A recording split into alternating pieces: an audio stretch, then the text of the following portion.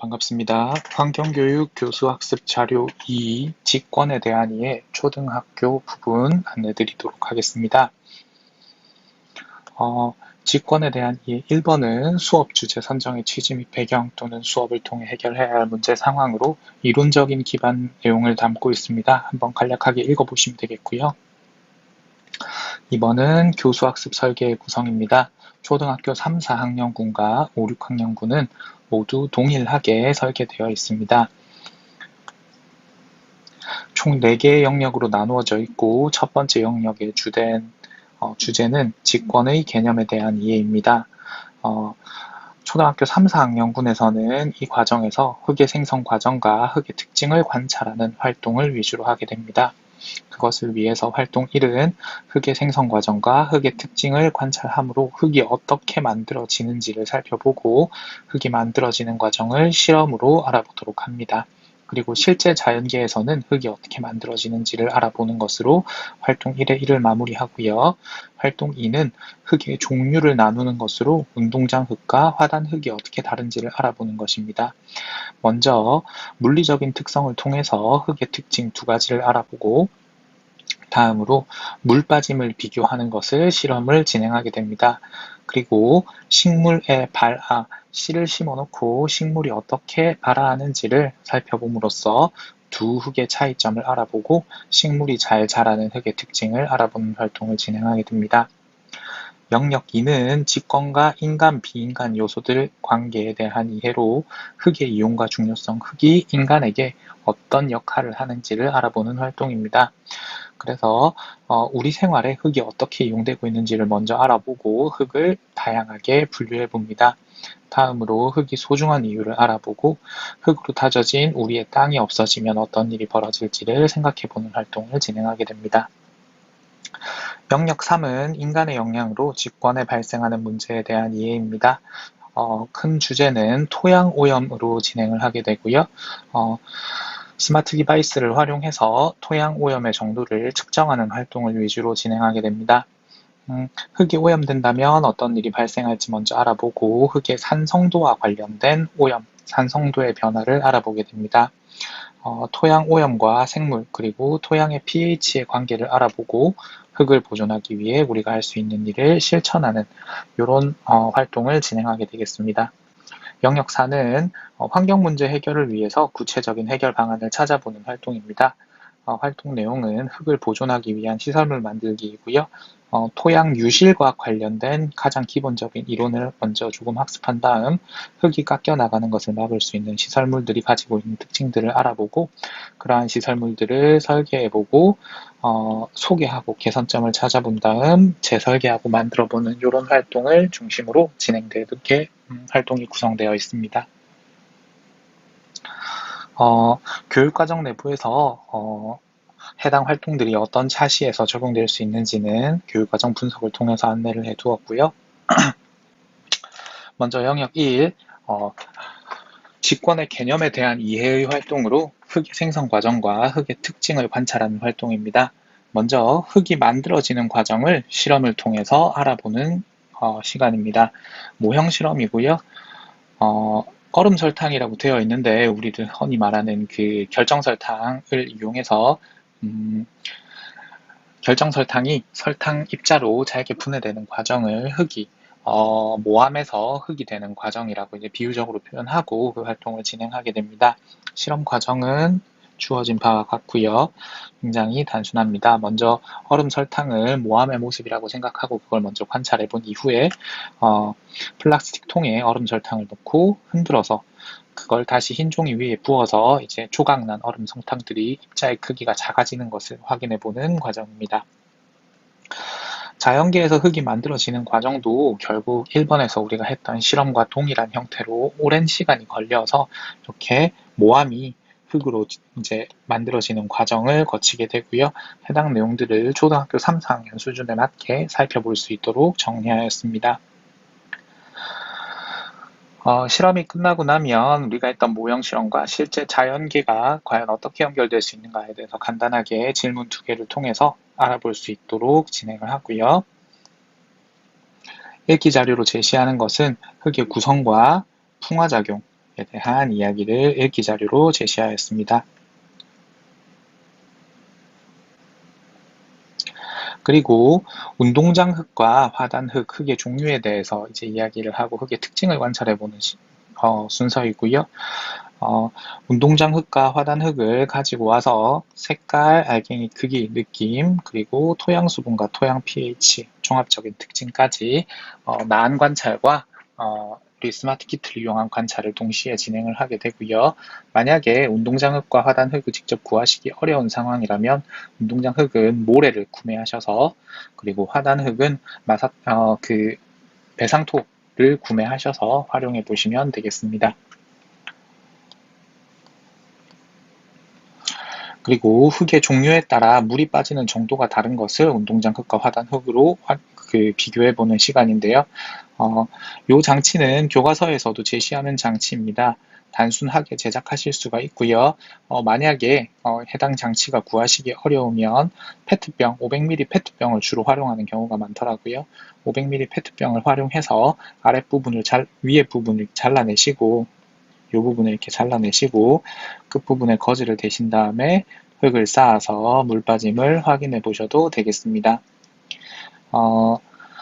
추가로 할 수 있는 이야기라고 한다면 우리가 흔히들 말하는 진흙을 같이 활용하시게 되면 물 빠짐의 속도가 다른 세 종류의 토양을 확인하실 수 있는 실험이 될 수도 있을 거라는 생각이 듭니다. 다음 활동 3번으로 운동장 흙과 화단 흙에 씨앗을 심고 자라는 모습을 관찰해 보는 거고요. 실험 과정은 단순하게 우리가 토양의 종류를 다르게 해서 동일한 종류의 씨앗을 심고 식물이 발아하는 모습을 살펴보는 것을 확인하고, 당연하게도 운동장 흙에서 식물이 잘 자라고 운동장 흙에서는 식물이 잘 자라지 못하고 화단 흙에서 식물이 잘 자라는 모습을 볼 수가 있겠죠. 이를 통해서 토양에 따라서 우리가 생명체가 자라갈 수 있는 어떤 환경이 전혀 다르다는 것, 토양이 가지고 있는 기본적인 특징이 서로 다르다는 것을 확인할 수가 있을 것 같습니다. 당연히 화단 흙은 운동장 흙에 비해서 식물이 잘 자라고요. 그래서 우리는 식물이 잘 자라는 흙의 특징을 먼저 확인할 수가 있을 것 같습니다. 여기 운동장 흙과 화단 흙에서 물에 뜬 물질들의 양을 비교하는 것인데요. 얘들이 이제 우리가 말하는 토양에 섞여 있는 다양한 종류의 유기물과 유기물이 되겠죠. 이 친구들을 확인함으로써 우리가 토양은 흔히들 말하는 암석 입자로만 이루어진 것이 아니라 다양한 종류의 유기물과 무기물, 그리고 수분, 공급까지 포함된 요소가 우리가 말하는 토양이라는 것을 이해할 수 있을 것 같습니다. 물에 뜬 물질을 핀셋으로 건져서 거름종이 올려놓고 관찰하게 되면 다양한 종류의 유기물들을 관찰하실 수가 있습니다. 근데 조금 주의하셔야 할 점은, 정말 실제로 화단 흙을 떠오게 되면 종종 가다가 이제 곤충의 잔해들이 발견되는 경우가 있는데요. 이런 것들을 미연에 방지하기 위해서 선생님들께서 수업을 진행하실 때 조금 신경을 써주시면 도움이 되실 거라고 생각을 합니다. 활동 2는 흙의 이용과 중요성에 대해서 알아보는 시간이고요. 흙이 우리 생활에서 어떻게 이용되고 있는지 마인드맵을 이용해서 간단하게 알아보고, 우리 생활에 이용되는 예들, 위에서 찾은 예들을 기준에 맞게 분류해 주시면 되겠습니다. 다양한 아이디어들이 있고요. 이때는 스마트 기기를 활용하시면 좀 더 풍성한 답을 얻을 수 있을 것이라고 생각합니다. 그리고 흙이 왜 소중한지를 정리를 해보고, 흙으로 다져진 우리의 땅이 없어진다면 어떤 일이 일어날지를 예상해 보는 것으로 활동을 마무리하게 됩니다. 참고 자료로는 실제로 땅이 없어지고 있는 투발루, 유명한 곳이죠. 투발루에 대한 이야기를 실어 놓았습니다. 활동 3은 토양 오염 측정하기입니다. 스마트 키트를 많이 활용하는 차시가 될 거고요. 첫 번째로 흙이 오염된다면 어떤 일이 발생할지 생각해 봅시다 라고 해서 우리가 pH가 다른 토양을 3가지를 준비를 합니다. 여기 있는 pH는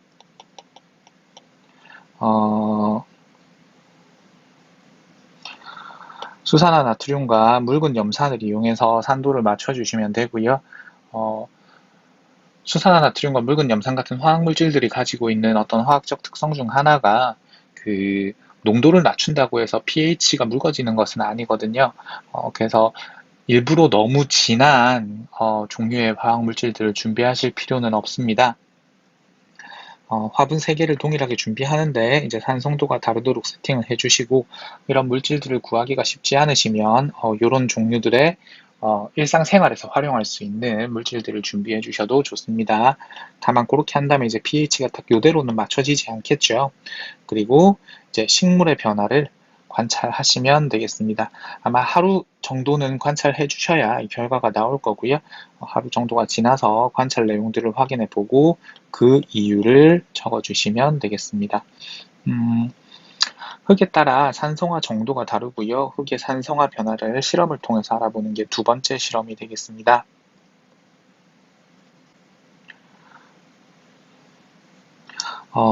요렇게 여기서 실험에서 이제 나온 그 제시한 내용은 두 종류의 흙인데요. 하나는 운동장 흙, 하나는 화단 흙이 되겠습니다.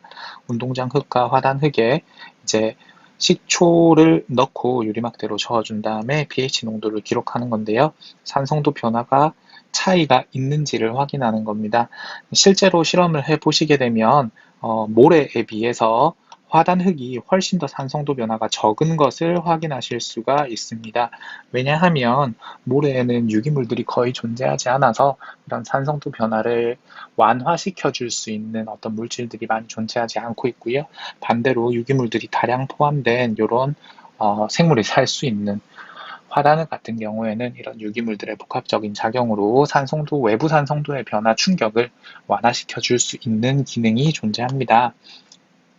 따라서 우리가 화단흙의 산성도 변화가 적은 것을 확인하고, 앞서 활동 2에서 산성도가 너무 높거나 너무 낮을 때 식물에게 나타나는 상황들과 연계시켜서 생각해보면 어느 쪽이 과연 생물이 잘 성장하고 또 그 성장을 유지할 수 있는 흙인지를 확인해 볼 수 있는 과정이라고 생각합니다. 3번은 토양 오염과 생물, 토양 그리고 pH는 어떤 관계가 있는지를 알아보는 거고요.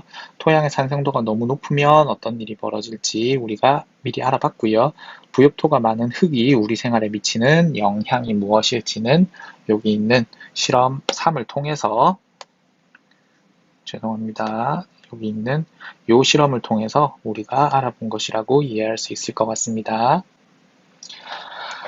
마지막으로 토양을 오염시키는 것은 매우 많고 어떻게 오염되었는지 원인을 찾기 어렵다는 것이 토양 오염의 특징이고요. 그래서 우리가 토양의 보존이 왜 중요한지, 그리고 우리가 할 수 있는 토양 보존의 방법은 무엇인지를 간단하게 고민해 보는 것으로서 이번 활동을 마치게 됩니다.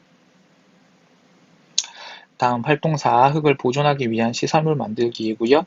이거는 뭐 화학적인 오염이 아니라 흙의 유실, 어떤 자연재해나 인간의 활동으로 인해서 생겨나는 흙의 유실을 막을 수 있는 방법에 대해서 고민하는 것입니다. 흙이 깎여서 떠내려가는 경우를 알아보면서 여러 가지 사진들을 이렇게 제시를 하고요. 또 흙이 잘 보존되고 있는 곳의 특징을 알아봄으로써 이렇게 나지로 노출된 그 지역과 그다음 주변의 생물들과 흙이 함께 이렇게 잘 자리를 잡고 있는 지역을 비교해주는 활동을 진행하게 됩니다. 그리고 활동 3에서 흙이 깎여 나가는 것을 막을 수 있는 시설물의 특징들을 한번 살펴보는데요. 그렇게 생물, 자연계에서 이제 생물들과 함께 토양이 자리를 잡아서 유실이 거의 일어나지 않고 있는 토지에 반해 인간의 활동을 통해서, 인간의 경제활동이나 산업활동을 통해서 이제 이런 식으로 드러나 있는 나대지가 형성되게 됩니다. 근데 이런 대지들을 과연 이제 그대로 방치하면 어떤 일이 벌어지는가, 그리고 이것을 어떻게 보존할 수 있는가에 대한 고민이고요. 이 시설물들이 가지고 있는 특징들에 대해서 이제 알아보는 활동인데, 사실 이런 부분들에 대해서는 너무 깊은 학술적인 내용들을 이야기하기보다는 눈에 보이는 물리적인 특성들을 이용해서 확인하는 것만으로도 충분하다라고 여겨집니다. 초등학교 3, 4학년 수준에서는요.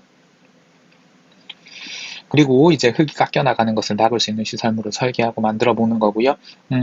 모래산이나 혹은 우리가 그 이전에 구해두었던 배상토의 산을 이제 위에 식물이 아무것도 심겨 있지 않고 이제 모함도 받쳐주고 있지 않기 때문에 굉장히 쉽게 무너질 수 있는 구조가 되겠죠. 그 친구들을 이제 어떻게 보호할 수 있는가에 대해서 나름대로 시설물을 하나 만들고 설계도를 그림으로 그리고 설명을 해보는 활동을 진행을 하고요. 직접 그 시설물을 제작해서 경사진 흙 위에다가 시설물에서 물을 뿌려보고 흙이 깎이는 정도를 확인해 봅니다. 그리고 이 시설물이 어떤 방법으로 흙의 유실을 막았는지를 확인해 보고요. 모둠별로 친구들과 함께 자기들이 만든 시설물들을 서로 살펴보고 또 어떤 점이 잘 되었는지 어떤 것은 개선해야 하는지를 확인하는 시간을 가집니다. 이후에 개선점을 반영해서 다시 흐르는 물에 깎여 나가는 흙들, 유실된 흙들을 막을 수 있는 설계도를 재제작해 보고요.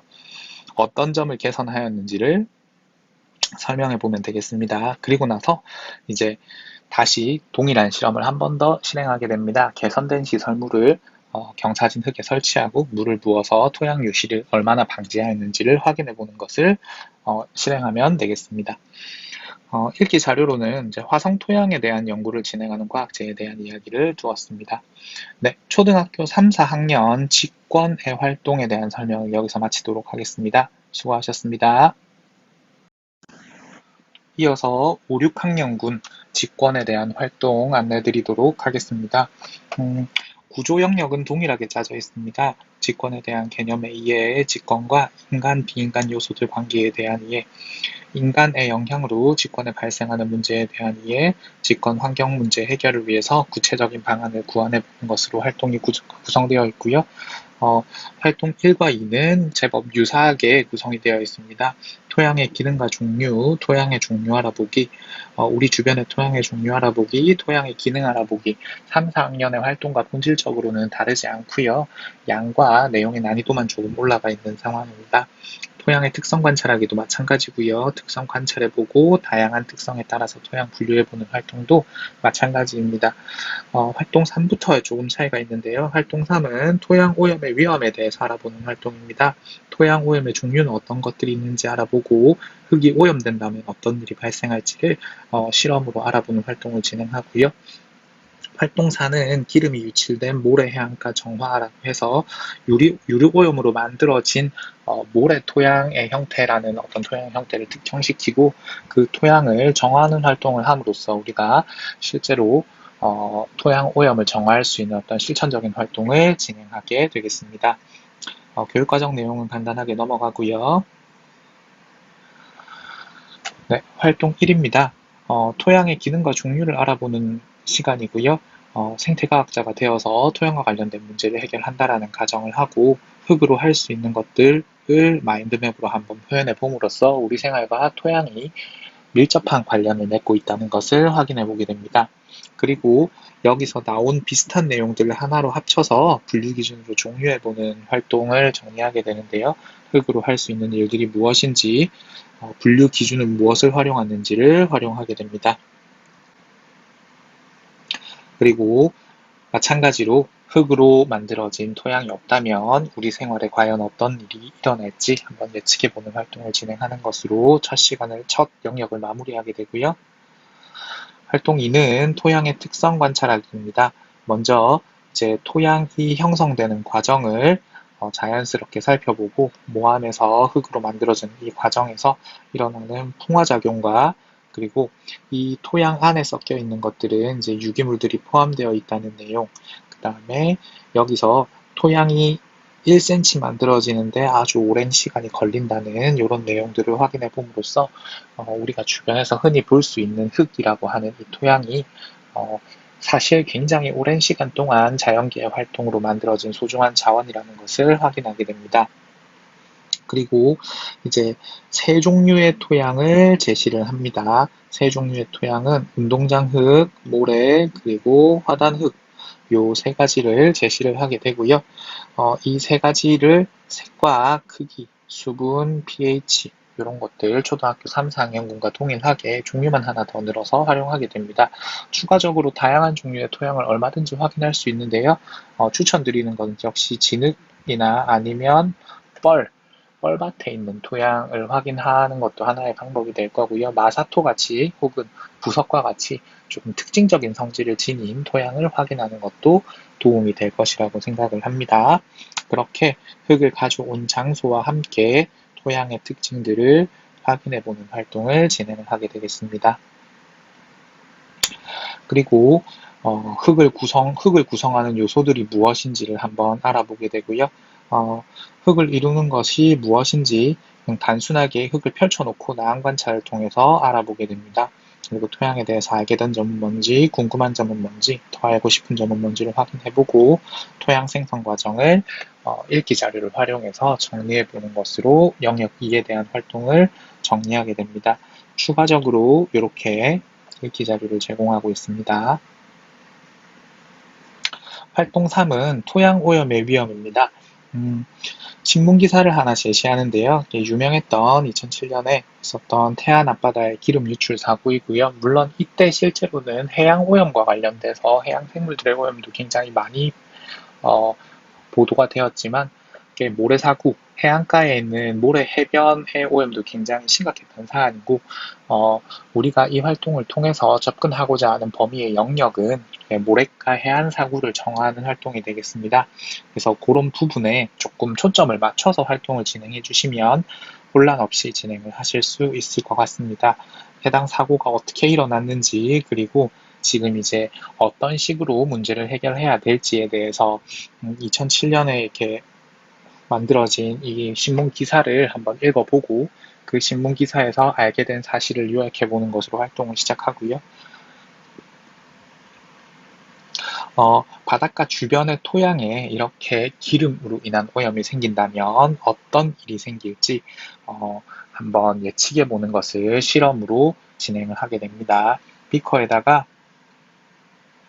이렇게 모래를 잔뜩 담아두고요. 여기다가 물을 붓습니다. 이때 물은 담수여도 상관없고 해수여도 상관없습니다.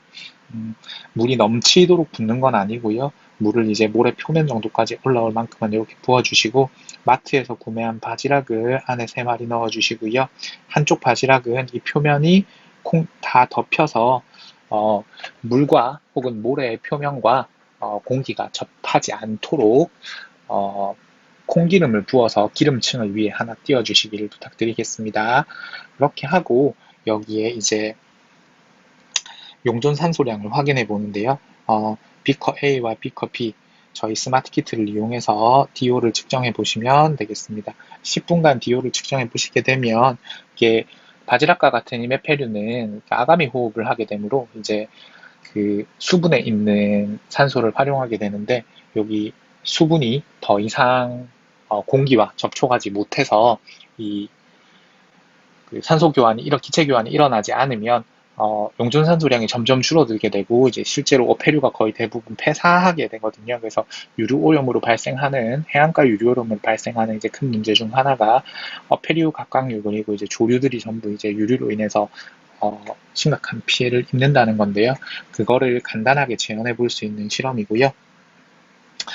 꼭 콩기름이 아니더라도 위험하지 않은 유류를 활용하시면 되고 그렇게 해서 유류 오염으로 생기는 이제 어패류들의 문제점은 무엇인가를 아이들이 직접 눈으로 확인할 수 있는 경험이 되었으면 합니다. 다만 이제 너무 오래 실험을 진행해서 정말 바지락이 죽어버린다던가 하는 문제가 발생되지 않도록 좀 유의를 해주시기를 부탁드립니다. 그리고 실제로 이제 어패류의 문제뿐 아니라 이렇게 해안이 오염되거나 아니면 이건 이제 개가 죽은 사진이고요. 그리고 이렇게 새가 유류에 뒤덮여가지고 이제 더 이상 살아갈 수 없게 되는 이런 사진들을 제시함으로써 그러니까 바닷가 토양의 유류름이 가지고 있는 문제점이 무엇인지를 한번 논의해보고 실험과 토의를 통해서 알게 된 점을 정리하는 것으로 해당 영역의 활동을 마치게 됩니다. 활동 4는 기름이 유출된 모래 해안가 정화하기 활동이고요. 실제 태양 기름 유출 사건이 남긴 여러 가지의 기록들을 여기 읽기 자료로 제시했습니다. 우리나라 서해 바닷가에서 이제 이 유류띠가 어떻게 흘러서 어떤 부분이 오염되었는지를 이렇게 기사에서 알려주고요. 그 다음에 이제 요 해안가가 실제로 이제 오염된 해안가의 모습들, 그 다음에 요 폐유와 폐기물들이 어떻게 이제 수거되었는지 이런 현황들을 알려주는 기사를 제시하고 그리고 예상 기사를 이렇게 제시를 합니다. 유류오염으로 인해서 토양에 직접적인 영향이 끼치게 되면 그 토양과 연관되어 있는 생태계가 직접적인 타격을 받게 되거든요. 그래서 이런 유류오염이 일어나지 않도록 하는 것도 굉장히 중요하지만 일어난 경우에 어떻게 이 토양을 정화할 수 있을지를 한번 고민해보는, 그리고 그걸 실천해보는 활동으로 구성을 하였고요. 실험은 굉장히 단순합니다. 준비물은 모래, 이런 수조에다가 모래를 담아주시는데, 이 모래를 콩기름처럼 유해하지 않은 기름으로 조금 범벅을 만들어 주시면 되겠습니다. 극적인 효과를 위해서는요, 유성, 그러니까 기름에 이제 잘 용해되는 잉크나 혹은 색소 종류를 조금 활용하시게 되면 이제 모래의 유류가 완전히 정화되었는지를 사실 나안으로 쉽게 확인하실 수가 있고요. 그렇게 범벅을 시킨 다음에 아이들에게 다양한 재료를 안내해 주시면 되겠습니다. 휴지, 천, 물비누 이런 종류들을 안내해 주시는데, 이런 재료들을 활용해서 이제 과연 이 그 유류로 오염된 모래 수조를 어떻게 깨끗하게 만들 것인가에 대해서 이제 고민을 해볼 수 있는 시간을 한번 가져보는 게 좋을 것 같아요. 주의하셔야 될 점은요, 아이들이 먼저 이 방법을 한번 같이 고민을 해보고, 그 다음 오염된 해안가를 정화하기 위해 고려할 점에서 대부분의 경우 우리는 그 기름과 비누가 합쳐지게 되면 엄청난 양의 오염 물질이 나오게 됩니다. 실제로 이 나오는 오염 물질 자체의 양이 엄청나거든요.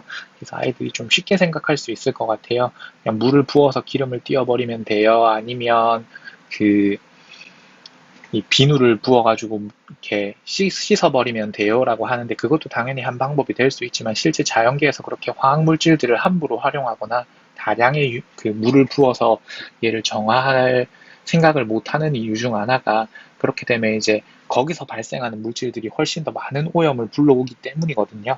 그래서 아이들이 그런 식으로 단순하게 생각하실 때, 우리는 이 오염 물질을 정화하기 위해서 정화하는 과정에서 만들어지는 폐기물들이 오염 물질보다 훨씬 더 많은 양이라면 그걸 처리하는 데에도 엄청나게 많은 사회적인 비용과 노력이 들어간다는 것을 상기시킴으로써 이렇게 만들어지는 폐기물의 양을 줄이는 부분도 같이 고려를 할 수 있다는 것을 안내를 꼭 해주셨으면 좋겠고요. 모래를 정화하기 위한 시뮬레이션을 한번 진행해 봅니다. 순서, 그림 모델 등을 제시해서 이런 방법을 통해서 이렇게 진행을 하게 되면 모래가 정화될 것입니다 라고 아이들이 나름 논리와 순서를 가지고 설명할 수 있도록 안내를 해주시고, 그 과정을 통해서 이제 준비가 되었다면 실제 정화작용을 한번 진행해 봄으로써 우리가 한번 오염된 토양은 쉽게 재생하기 어려운 것이라는 것을 이해할 수 있으면 좋겠습니다. 태안이라고 하는 요 실제 예를 제시한 가장 큰 이유 중 하나가, 아이들이 아주 소규모로 이루어진 오염 같은 경우에는 뭐 휘늉물을 투과한다던가 뭐 이런 방법, 계면활성제를 활용하는 방법들이 고려되고 있긴 하지만, 이렇게 국가 단위로 거대한 영역이 이렇게 오염되었을 경우에는 실제로 정말 어마어마한 양의 이제 2차 폐기물이 나오기 때문에 그런 방법을 생각하기가 굉장히 어렵다는 점을 아이들이 느껴볼 수 있는 기회가 되었으면 합니다. 네, 환경교육 교수학습 활동자료 직권 3, 4, 5, 6학년 자료에 대한 안내를 여기서 마치도록 하겠습니다. 수고하셨습니다.